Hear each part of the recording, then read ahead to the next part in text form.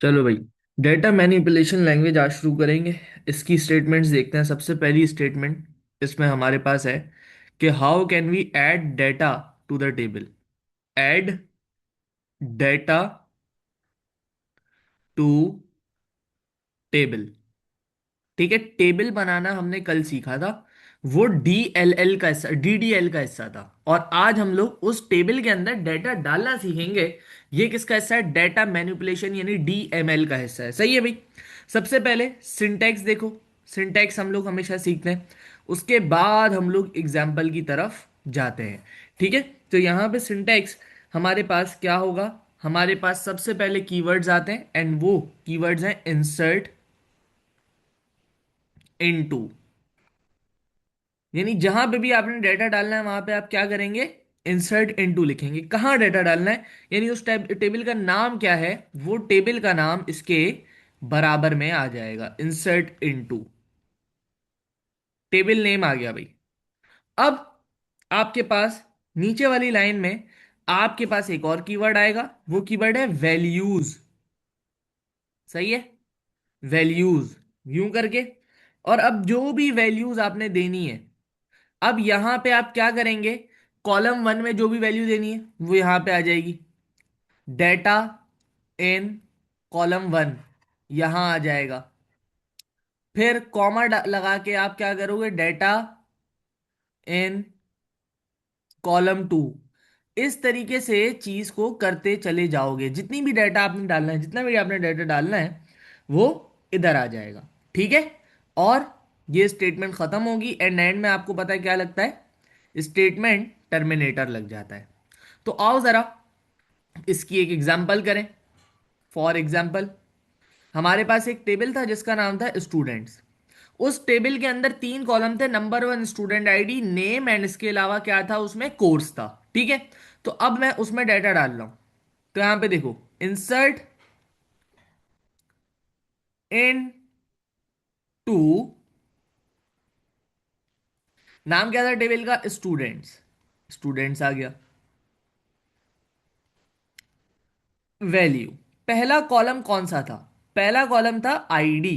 पहला कॉलम था आईडी, तो मैंने पहले आईडी ही डालनी है। मैंने आईडी डाल दी CS08, बन गया। दूसरा कॉलम था नेम, तो नेम ही डालना है, हमजा डाल दिया। तीसरा कॉलम था कोर्स, कोर्स डाल दिया CS। तो ये देखो, ये मेरे पास एक कंप्लीट स्टेटमेंट हो गई जिसके थ्रू मैंने क्या किया? रिकॉर्ड या डेटा इंसर्ट किया into a table. Data insert किया इनटू अ टेबल। इस स्टेटमेंट को हम क्या बोलते हैं? ये मेरे पास वो स्टेटमेंट है जो कि डेटा इंसर्ट करने के काम आती है। और इस स्टेटमेंट कौन सी लैंग्वेज में होती है? स्टेटमेंट, ये स्टेटमेंट होती है डेटा मैनिपुलेशन लैंग्वेज यानी DML के अंदर। बात समझ आ गई अब्दुल्ला भाई आपको? Yes sir. सही है भाई। अब हम लोग आते हैं यहां पे सेकेंड स्टेटमेंट देखते हैं। ये इंपॉर्टेंट अब स्टेटमेंट आ रही है आपके पास। अब हम लोग डेटा को अपडेट अगर करना चाहें, अपडेट आ रिकॉर्ड। भाई एक रिकॉर्ड को अपडेट करना है तो वो कैसे अपडेट होगा? एक रिकॉर्ड को अपडेट करने का क्या मतलब है? मिसाल के तौर पे, तुम पहले 8 क्लास में थे, तुम्हारे स्कूल वालों ने स्टैंडर्ड में लिखा हुआ था 8, लेकिन फिर तुम चले गए 9 में। तो स्कूल वालों को क्या करना पड़ेगा? अपडेट करना पड़ेगा। तो वो क्या करते हैं? रिकॉर्ड को अपडेट करते हैं। मिसाल के तौर पे, तुम्हारा नाम जो था वो गलत लिख दिया था स्कूल वालों ने। जब तुम्हारा एडमिशन हुआ तो तुम्हारा नाम उन्होंने गलत लिख दिया था। अब उनको करना है अपडेट, सही नाम लिखना है। तो उसके लिए कौन सी क्यूरी लिखोगे, वो अब यहां पे हम लोग पढ़ेंगे। सही है भाई। अब यहां पे वो क्यूरी देखो। सबसे पहले येट अगेन सिंटेक्स की बात करेंगे, उसके बाद हम लोग आगे चलते हैं। ठीक है भाई, सिंटेक्स सबसे पहले। सिंटेक्स देखो,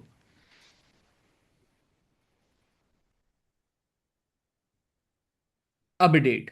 सबसे पहले इसका कीवर्ड क्या है मेरे पास? इसका कीवर्ड है अपडेट। ये आ गया अपडेट। अब क्या आएगा? टेबल का नाम। जो भी टेबल का नाम है वो आ जाएगा।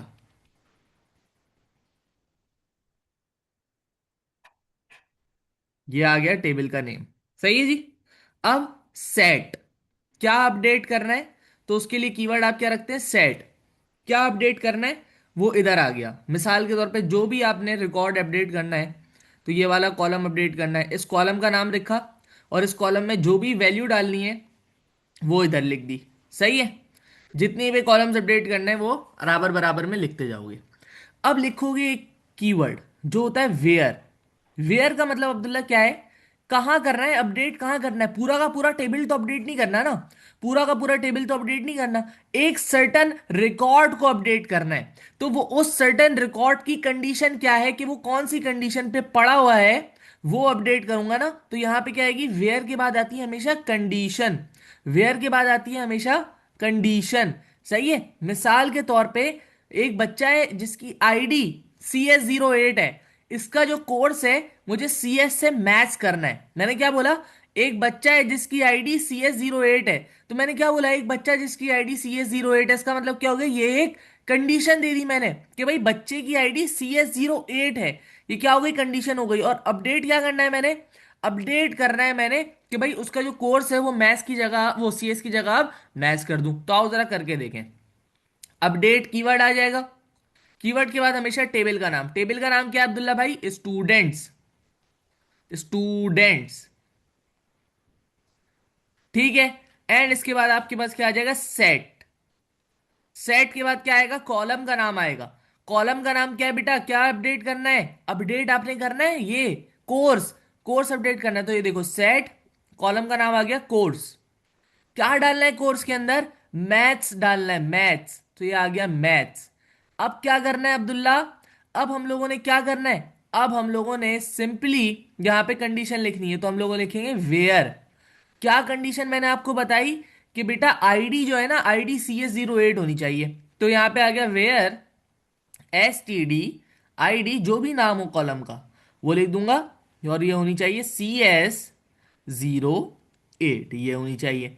ये स्टेटमेंट मैंने लिख दी, ये टर्मिनेटर लगा दिया, खत्म हो गई बात। ठीक है अब्दुल्ला, बात क्लियर है?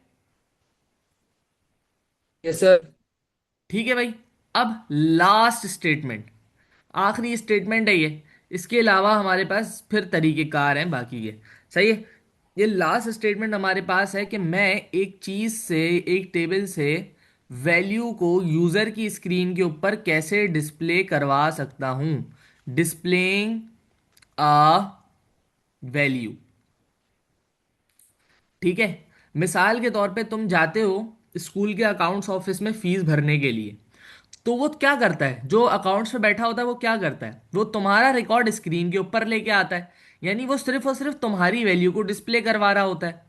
वो बैक एंड के ऊपर जो चल रही होती है ना चीजें, बैक एंड जिसको बोलते हैं, जो आपकी स्क्रीन पे होता है वो होता है फ्रंट एंड। जो पीछे काम चल रहा होता है वो क्या होता है? बैक एंड होता है। तो वो जो पीछे बैक एंड पे काम चल रहा होता है वो सारा SQL का काम चल रहा होता है, यानी डेटाबेस पे काम चल रहा होता है। ठीक है। तो वो क्या होता है?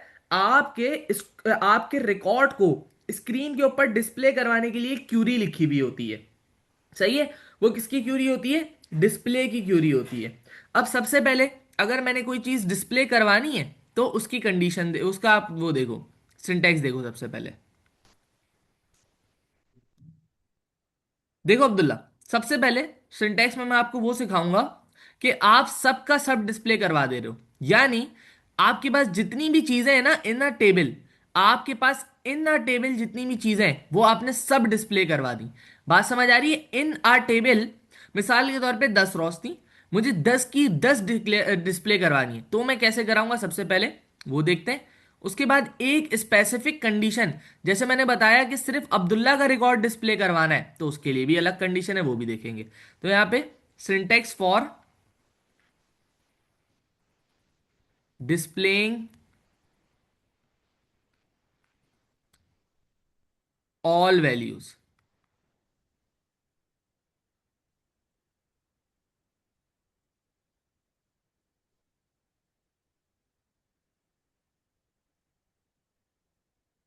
ठीक है भाई। अब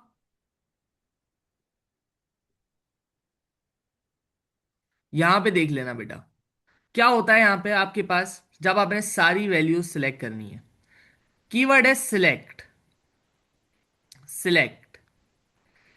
सिलेक्ट के बाद आप यहां पे लगा देंगे स्टार।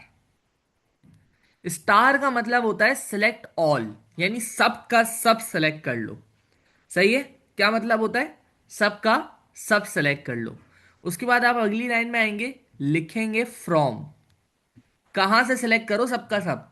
एक टेबल का नाम होगा, जो भी टेबल होगा वहां से सेलेक्ट कर लो। बात क्लियर हो गई अब्दुल्ला? Yes sir.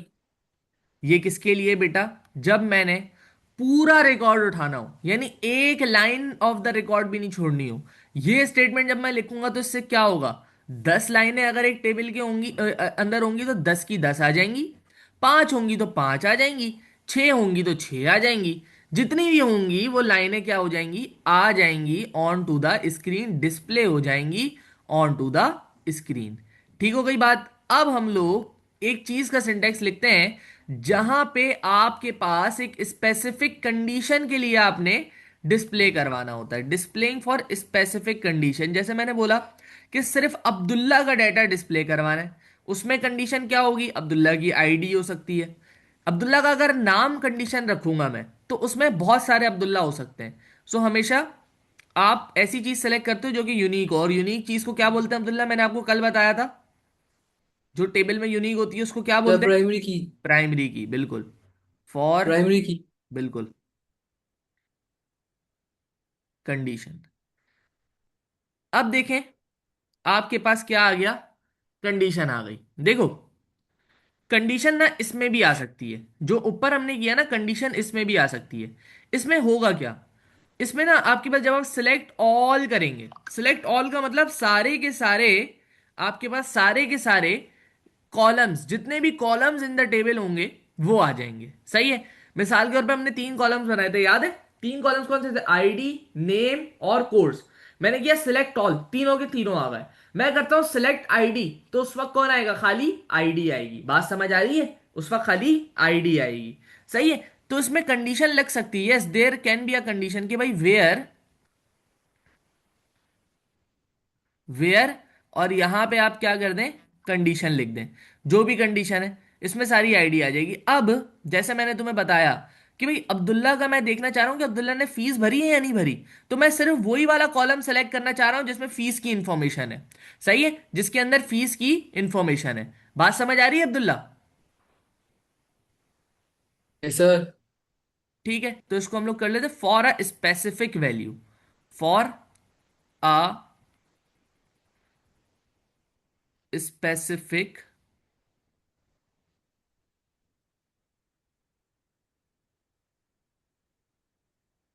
वैल्यू।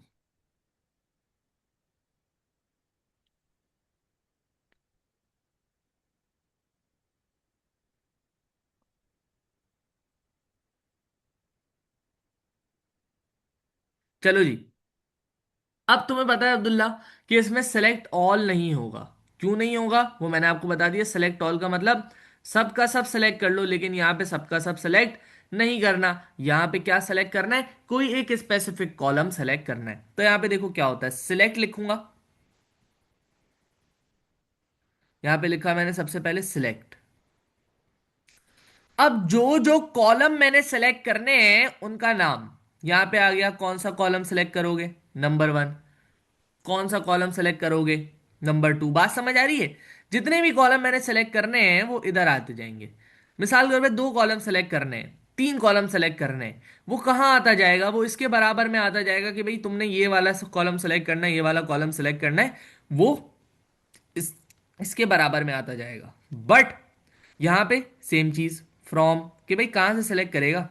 ये तो करना है सिलेक्ट, लेकिन फ्रॉम वेयर? तो फ्रॉम के बाद क्या आता है आपके पास? टेबल नेम आ जाता है। ठीक है। इसके बाद क्या आएगा अब्दुल्ला भाई? वेयर। वेयर का मतलब एक कंडीशन। कौन सी कंडीशन से?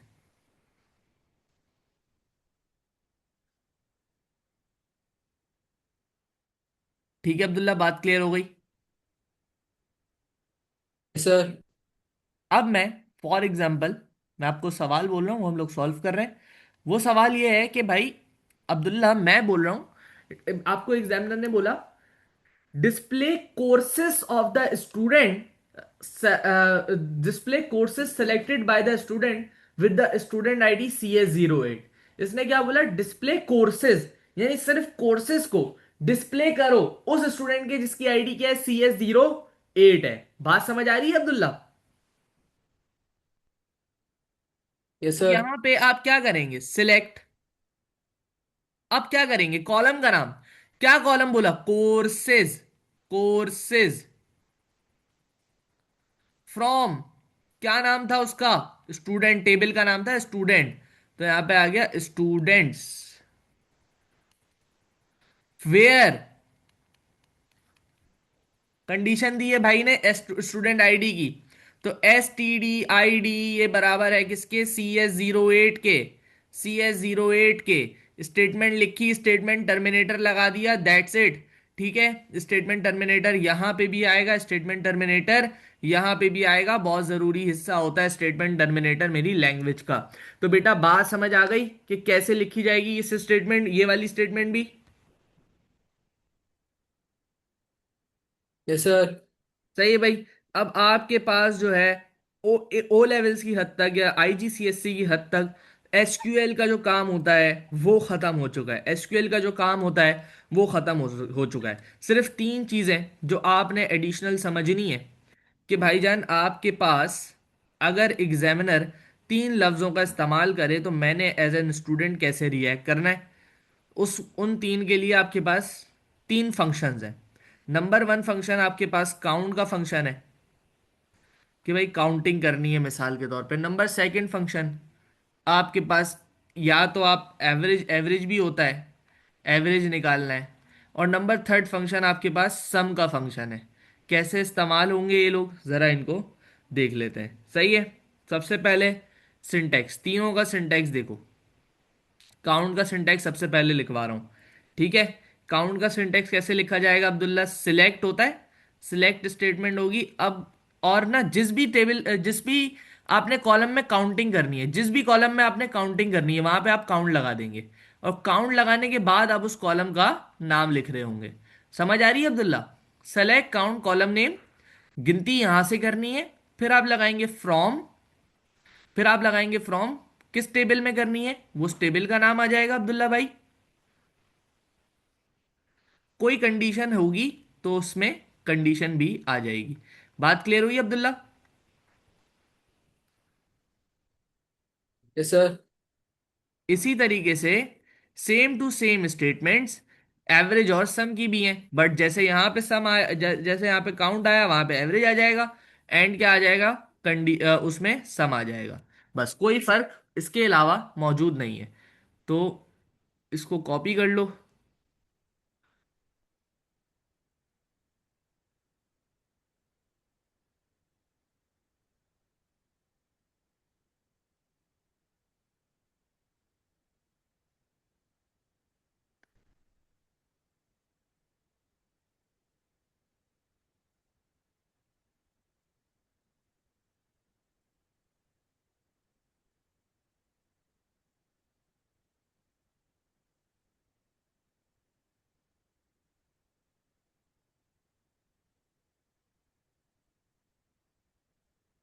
तो ये भाई स्टेटमेंट टू हो गई आपकी, ये स्टेटमेंट थ्री हो गई। स्टेटमेंट टू में मैं आपको क्या बता रहा हूँ, एवरेज बता रहा हूँ। तो देखो यहाँ पे बस काउंट की जगह क्या आ जाएगा अब्दुल्ला, एवरेज आ जाएगा। इस तरीके से AVG आ जाएगा। और इसमें काउंट की जगह क्या आ जाएगा आपके पास, इसमें काउंट की जगह SUM सम आ जाएगा। ठीक है, अब इसकी एक एग्जांपल क्वेश्चन कर लेते हैं, बस चीज को बैंड करते हैं। सही है भाई, आओ जरा बात समझें आप अपनी।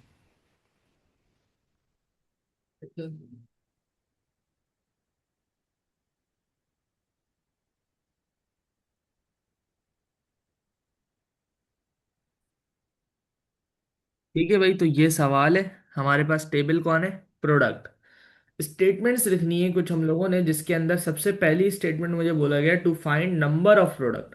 तो क्या लिखा है अब्दुल्ला सबसे पहले, फाइंड नंबर ऑफ प्रोडक्ट। तो ये जो नंबर ऑफ प्रोडक्ट है यानी मैंने गिनती करनी है। गिनती करने का मतलब क्या है अब्दुल्ला, काउंट करना है। ऐसा ही है अब्दुल्ला या नहीं है? तो काउंट के लिए क्या इस्तेमाल होगा, यस काउंट सर। इस्तेमाल होगा। क्या मुझे कोई कंडीशन दी हुई है सवाल के अंदर? कोई कंडीशन नहीं है, बोलता है नंबर ऑफ प्रोडक्ट निकाल के दो। तो सिंपल स्टेटमेंट देखो बेटा, सिलेक्ट, यहां पे आ जाएगा काउंट करना है तो काउंट। क्या गिनना है? प्रोडक्ट गिनना है। प्रोडक्ट कैसे गिन सकता हूं अब्दुल्ला?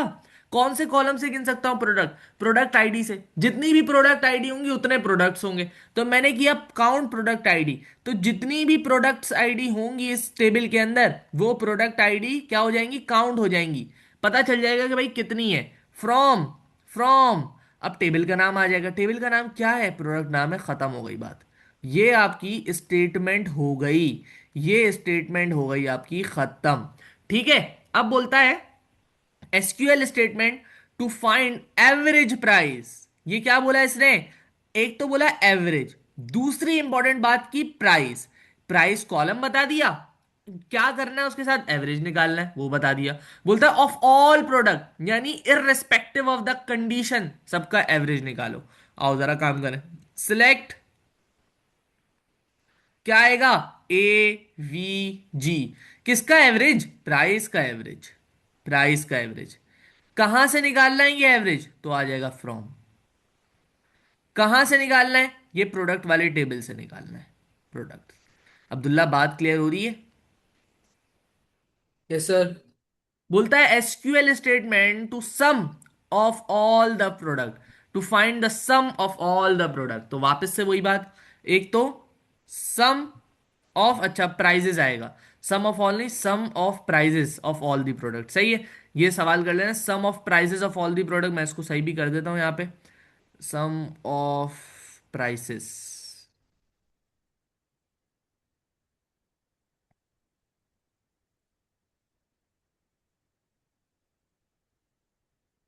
बल्कि मैंने लिखा है ना नीचे प्राइसेस सबर, सम ऑफ ऑल प्राइसेस। ठीक है। सम ऑफ ऑल प्राइसेस लिखा हुआ है अब्दुल्ला भाई, ऐसा ही है। यानी ये देखो, सम से मुझे पता चल गया कि सम, और नीचे क्या करना है ये देखो, प्राइस आ गया। और ऑल से मुझे क्या पता चल रहा है कि irrespective of what ever the condition is. तो इसका मतलब जहां हमें कंडीशन नहीं दी हुई होती वहां पे वेयर नहीं लगता। तो यहां पे आ जाएगा सिलेक्ट, SUM सम, यहां पे आ जाएगा प्राइस, यहां पे आ जाएगा फ्रॉम, यहां पे आ जाएगा प्रोडक्ट। प्रोडक्ट स्टेटमेंट टर्मिनेटर, यहां पे भी स्टेटमेंट टर्मिनेटर। आखिरी वाला देख लो, सब समझ आ जाएगा। उसके बाद हम लोग ऑफ कर सकते हैं। लिखा हुआ है count the number of product whose price is above 10। यहां पे भाई ने दे दी कंडीशन। बोलता है उन प्रोडक्ट्स को गिनो। सबसे पहले क्या करना है यहां पे मुझे पता चलेगा, काउंट करना है, यानी काउंट लगेगा। किन प्रोडक्ट्स को गिनो? प्रोडक्ट्स को गिनो जो प्रोडक्ट्स जिनकी प्राइस अबव 10 है। सबसे पहली चीज प्रोडक्ट्स को काउंट करना है। प्रोडक्ट्स को काउंट करने के लिए मुझे क्या करना पड़ेगा? सेलेक्ट काउंट प्रोडक्ट आईडी, यानी प्रोडक्ट को काउंट करना है ना। तो सबसे पहली स्टेटमेंट क्या हो गई? Select count product ID. उसके बाद फ्रॉम, टेबल का नाम आ जाता है। तो यहां पे देखो सिलेक्ट काउंट, क्या गिनना है? प्रोडक्ट गिनना है। तो यहां पे आ गई प्रोडक्ट आईडी। उसके बाद क्या आ गया? फ्रॉम आ गया। कि भाई कहां से? प्रोडक्ट से भाई, प्रोडक्ट से। अब कंडीशन भी है कि भाई वो प्रोडक्ट गिनो जिनकी पैसे की प्राइस जो है वो अबव $10 हो। तो यहां पे आ जाएगा वेयर। वेयर। आप किसकी बात हो रही है? प्राइस की बात हो रही है। प्राइस। कंडीशन लिख रहा हूं मैं यहां पे, प्राइस। देख लो मेरे पास कॉलम है ना प्राइस, इसमें मैं क्या लिखूंगा? Where price greater than, where price greater than $10। खत्म हो गई बात आपकी। वेयर प्राइस ग्रेटर देन $10, यही चाहिए था, ये लिख दिया मैंने इसको।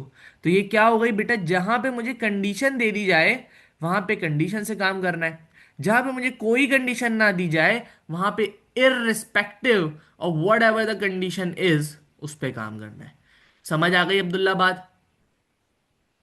Yes sir. कोई ऐसी चीज जो ना समझ आई हो आज के लेक्चर के अंदर? नहीं सर, समझ आ गई। ठीक है बेटा।